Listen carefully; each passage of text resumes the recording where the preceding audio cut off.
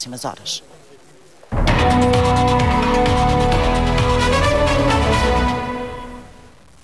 A aprovação de novos medicamentos está a demorar mais tempo do que o previsto pela lei. De acordo com um estudo feito pela Apifarma, a Associação da Indústria Farmacêutica, o tempo médio de espera é de 331 dias.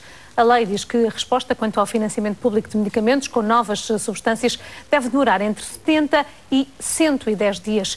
Os prazos são ainda mais demorados quando estão em causa medicamentos oncológicos, por exemplo.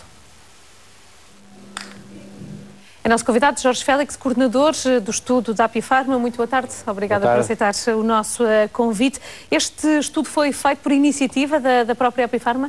Exatamente, foi a Apifarma que nos contactou para desenvolvermos o estudo. A Apifarma definiu os objetivos que gostava de ver clarificados no estudo e, essencialmente, pretendeu-se determinar a acessibilidade a estes medicamentos e o cumprimento dos tempos que estão definidos na lei.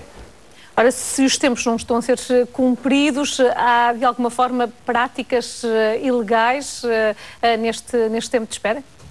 Não falaria de práticas ilegais. Aquilo que se passa é que há uma clara incapacidade de cumprir esses prazos e, naturalmente, que depois existem consequências e essas consequências são depois a dificuldade de acesso nos hospitais a esses medicamentos e também ao nível do sistema das comparticipações. Em termos práticos, este estudo já conseguiu perceber que pessoas estão a ser, ou se as pessoas estão efetivamente a ser penalizadas por estes atrasos? Essa foi uma questão que não foi avaliada no nosso estudo. No fundo, aqui a definição de acessibilidade tem que ver com o Estado criar as condições para que os hospitais possam depois, caso a caso, decidir quais são os doentes que devem ou não devem utilizar estes medicamentos. Mas, em termos concretos, quais foram... Eu dei o exemplo apenas dos medicamentos oncológicos, mas há outros fármacos que também estão a sofrer estes atrasos maiores?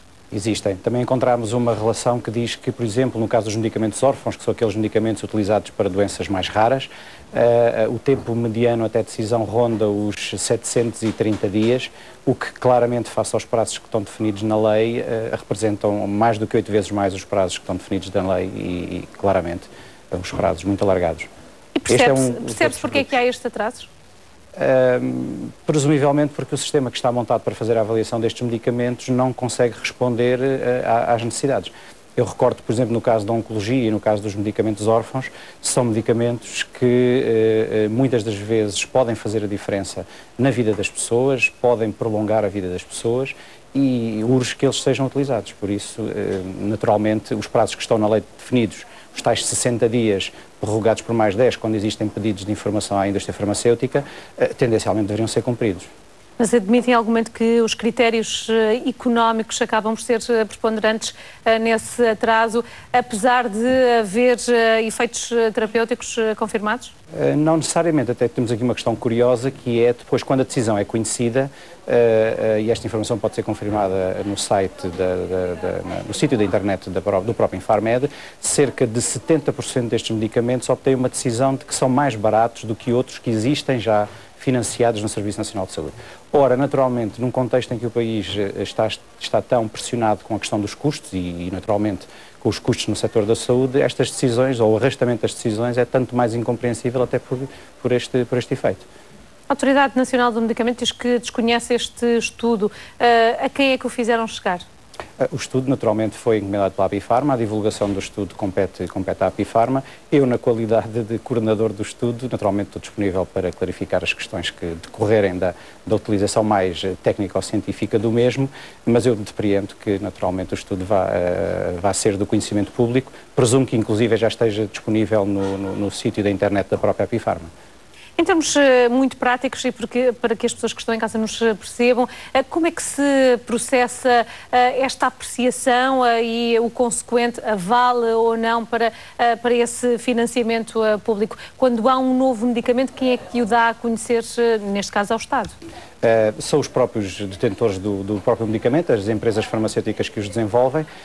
O produto é, numa primeira fase, aprovado normalmente pela Agência Europeia do Medicamento, quando são procedimentos desenvolvidos a nível europeu.